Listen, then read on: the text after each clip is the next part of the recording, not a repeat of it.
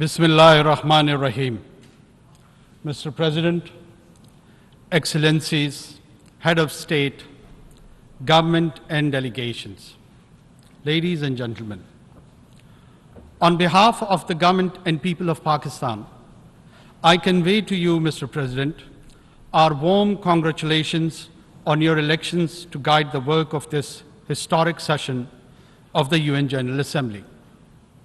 I'm confident that your vast diplomatic experience and the sunny disposition of your beautiful island country will enable you to steer this assembly to a most successful conclusion. Mr. President, we are meeting at a tense and pivotal moment in modern history. Conflicts rage in Ukraine and in 50 other places around the world. Tensions between the global powers have continued to escalate. We see the rise of new and old military and political blocs. Geopolitics is resurging when geoeconomics should have primacy in the world. The world cannot afford Cold War 2.0. There are far greater challenges confronting humankind which demand global cooperation and collective action. The world's economic prospects also appear gloomy. Global growth is slow. High interest rates could trigger a recession. A succession of exogenous shocks, COVID, conflict, and climate change have devastated the economies of many developing countries. Many countries of the global south have barely managed to stave off defaults. Poverty and hunger have grown, reversing the development gains of 3 decades. At yesterday's SDG summit, far-reaching commitments were made to implement the Sustainable Development Goals. We must ensure implementation of the SDG stimulus, the rechanneling of unused special drawing rights for development banks, and the resolution of the debt problems of the 59 countries in debt distress. Pakistan also looks forward to the fulfillment of the climate change commitments made at COP28 by the developed world to provide over $100 billion in annual climate finance, allocate at least half of such finance for adaptation in developing countries, operationalize the fund and funding arrangements for loss and damage, and accelerate their carbon emission. Mitigation targets to keep alive the goal of restricting global warming to 1.5 degrees centigrade. Attempts to selectively provide these funds on the basis of geopolitical considerations should be resisted. Mr. President, Pakistan's triple food, fuel, and finance challenge is a prime illustration of the impacts of COVID, conflicts, and climate on developing countries. Pakistan is one of the worst affected countries from the impacts of climate change. The epic floods of last summer submerged a third of our country, killed 1,700, and displaced over 8 million people, destroyed vital infrastructure, and caused over $30 billion in damage to Pakistan's economy. Pakistan is gratified by the commitment of over $10.5 billion for Pakistan's comprehensive plan for recovery, rehabilitation, and reconstruction with resilience. The 4RF plan at the Geneva conference last January. Specific projects are being submitted to ensure timely funding and execution of the 4RF plan. I hope our development partners will accord priority to allocation of funds for our resilient recovery plan, which has been costed at $13 billion. Mr. President, Pakistan government is committed to rapid economic recovery. We will stabilize our foreign exchange reserves in our currency, expand domestic revenues, and most importantly, mobilize significant domestic and external investment. Facilitation Council, SIFC, to expedite investment decisions. 28 projects have been identified in priority sectors: agriculture, mining, energy, and IT, for implementation in collaboration with Pakistan's partners. Pakistan's long-term shift to geoeconomics is well underway. The second phase of the China-Pakistan Economic Corridor has been initiated, covering railway, infrastructure, and manufacturing projects. Pakistan also looks forward to the early implementation of the connectivity projects with Central Asia. Mr. President, development depends on peace. Pakistan is situated in one of the least economically integrated regions in the world. Pakistan believes that region develops together. Therefore, Pakistan desires peaceful and productive relations with all our neighbors, including India. Kashmir is the key to peace between Pakistan and India. The Jammu and Kashmir dispute is one of the oldest issues on the agenda of the Security Council. India has evaded implementation of the Security Council's resolutions, which call for the final disposition of Jammu and Kashmir to be decided by its people through UN-supervised plebiscite. Since 5th August 2019, India has deployed 900,000 troops in illegally occupied Jammu and Kashmir to impose the final solution for Kashmir. To this end, India has imposed extended lockdowns and curfews, jailed all genuine Kashmiri leaders, violently suppressed peaceful protests, resorted to extrajudicial killings of innocent Kashmiris in fake encounters, and so-called cordon and search operations, and imposed collective punishments destroying entire villages. Access to occupied Kashmir, demanded by the UN High Commission for Human Rights and over a dozen special rapporteurs, has been denied by New Delhi. Mr. President, the UN Security Council must secure the implementation of its resolution on Kashmir. The UN Military Observer Group for India and Pakistan should be reinforced. Global powers should convince New Delhi to accept Pakistan's offer of mutual restraint on strategic and conventional weapons. Mr. President, peace in Afghanistan is a strategic imperative for Pakistan. Pakistan shares the concern of international community with respect to Afghanistan, particularly the rights of women and girls. Yet we advocate continued humanitarian assistance to a destitute Afghan population, in which Afghan girls and women are the most vulnerable, as well as revival of the Afghan economy and implementation of the connectivity projects with Central Asia. Pakistan's first priority is to prevent and counter all terrorism from and within Afghanistan. Pakistan condemns the cross-border terrorist attacks against Pakistan by the TTP, Daesh, and other groups operating from Afghanistan.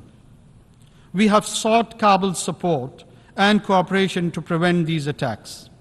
However, we are also taking necessary measures to end this externally encouraged terrorism.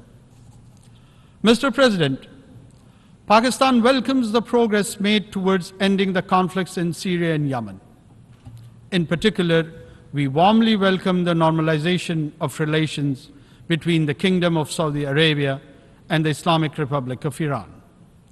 Unfortunately, the tragedy of Palestine continues, with Israeli military raids, airstrikes, expansion of settlements, and eviction of Palestinians. Durable peace can be established only through a two-state solution and the establishment of a viable and contiguous Palestinian state within the pre-June 1967 borders, with Al-Quds al-Sharif as its capital. Mr. President, UN peacekeeping has been a success story. Over more than 6 decades, Pakistan has contributed 230,000 peacekeepers in 47 missions across the world. Today, UN peacekeepers face complex and unprecedented challenges, especially from criminal and terrorist groups, as in the Sahel. We must ensure the safety and security of peacekeepers. Pakistan shall continue to work with the UN to develop the capabilities and more robust mandates required for successful enforcement actions by UN and international forces where needed. Mr. President, we must counter all terrorists without discrimination, including the rising threat posed by far-right extremist and fascist groups, such as Hindutva-inspired extremists threatening genocide against India's Muslims and Christians alike. We also need to oppose state terrorism, address the root cause of terrorism, such as poverty, injustice, and foreign occupation, and distinguish genuine freedom struggles from terrorism. Pakistan prospers the creation of a committee of the General Assembly to oversee the balanced implementation of all 4 pillars of the global counter-terrorism strategy. Mr. President, our progress based on rich history of cooperation, understanding, exchange, and synthesis of ideas among civilization is impearled today. The narratives advocating a clash of civilization have done considerable harm to humanity's progress.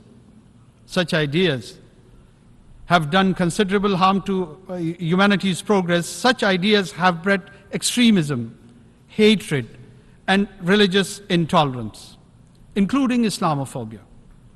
Make no mistake, it's a latent threat that undermines millennia of progress. We need to cherish and celebrate our diversity and different ways of life. Mutual respect, sanctity of religious symbols, scriptures, and personage should be ensured. While Islamophobia is an age-old phenomenon, however, after the 9/11 terrorist attacks, it has assumed epidemic proportions, as manifested in the negative profiling of Muslims and attacks on Islamic sites and symbols, such as the recent public burnings of the Holy Quran. Last year, this Assembly adopted a resolution proposed by Pakistan on behalf of the OIC, declaring 15th March as the International Day to combat Islamophobia. Earlier this year, the Human Rights Council adopted an OIC resolution submitted by Pakistan urging states to outlaw the burning of the Holy Quran and similar provocations. We welcome the legislation initiated by Denmark and contemplated by Sweden towards this end. Pakistan and the OIC countries will propose further steps to combat Islamophobia, including the appointment of a special envoy, creation of an Islamophobia data center, legal assistance to victims, and an accountability process to punish Islamophobic crimes. Mr. President, the complex global and regional challenges that the world faces today can be best addressed through effective multilateralism within the framework of the United Nations. However, multilateralism is being eschewed due to the unilateral policies of and strategic rivalry and tensions between global powers. Pakistan will continue to work actively to strengthen multilateral institutions and enhance global cooperation. Pakistan looks forward to continuing negotiation on the scope and elements of the Summit of the Future and the Pact for the Future, building on the convergence that emerged in earlier consultations. The summit's preparatory process must not disrupt existing negotiating processes, such as the intergovernmental negotiations on the reform of the Security Council. Mr. President, Pakistan does not believe in elitism. With the Committee of Nations, the UN Charter principles of equality and sovereignty must be preserved in the interest of global peace and prosperity. Pakistan believes that additional permanent members to the Security Council will further erode its credibility and legitimacy. The widest possible agreement can be best achieved on the basis of the Uniting for Consensus Group's proposal for expansion of the Council only in the non-permanent category, with provision for a limited number of long-term seats.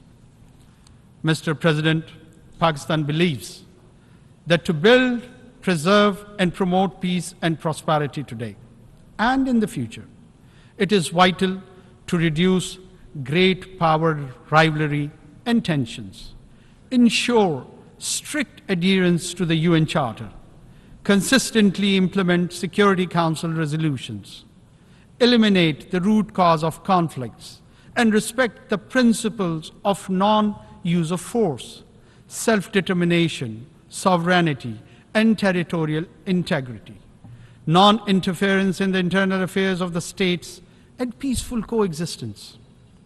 Pakistan will work diligently and actively with all member states to realize these vital elements of a new, equitable, and peaceful world order. I thank you. निगरान वज़ीर-ए-आज़म अनवारुल हक काकर का अक़वाम मुत्तहिदा general assembly के 78वें इजलास से खिताब। उनका कहना था कि दुनिया भर में नए सियासी इत्तेहाद बन रहे हैं। हम जदीद तारीख़ के अहम मोड़ पर पहुँच चुके हैं। मौसमियाती तब्दीली और कोरोना की वजह से मुआशी बहरान पैदा हुआ। सैलाब की वजह से हमारे मुल्क में बहुत नुकसान हुआ, जिसने $30 बिलियन का मुआशी नुकसान किया। मुआशी तौर पर मुस्तहकम होने के लिए सबको मिलकर काम करना होगा। चाइना पाक कॉरिडोर से पाकिस्तान में बहुत अहम प्रोजेक्ट्स काम कर रहे हैं। तरक्की का इन्हिसार अमन पर है। पाकिस्तान में एक अमन पसंद मुल्क है। हम सारे नेबर्स के साथ अच्छे ताल्लुकात चाहते हैं। कश्मीर का मसला हमेशा से पाकिस्तान की अव्वलीन तरजीह रही है। जम्मू और कश्मीर का फ़ैसला उसके आवाम को करना चाहिए। पाकिस्तान अफ़गानिस्तान के साथ भी स्पेशली अफ़गान औरतों के हकूक़ के लिए हमेशा से खड़ा रहा है और आइंदा भी रहेगा। सेंट्रल एशिया से जो भी हमारी कमिटमेंट्स हैं हमको पूरा करते हैं, उनको सराहते हैं। दाइश, TTP और दूसरे दहशतगर्द ग्रुप्स के ख़िलाफ़ पाकिस्तान ने हमेशा काम किया है और दहशतगर्दी के ख़िलाफ़ हम जंग लड़ते रहेंगे। अफ़गानिस्तान के अमन से ख़ित्ते का अमन वाबस्ता है। भारत ने मकबूजा कश्मीर में लॉकडाउन और पाबंदियां लगाई हुई हैं। दुनिया में गुर्बत और भूख में इजाफा हो रहा है। दारुल हुकूमत बैतुल मक़दस के साथ फ़लस्तीन के हामी हैं।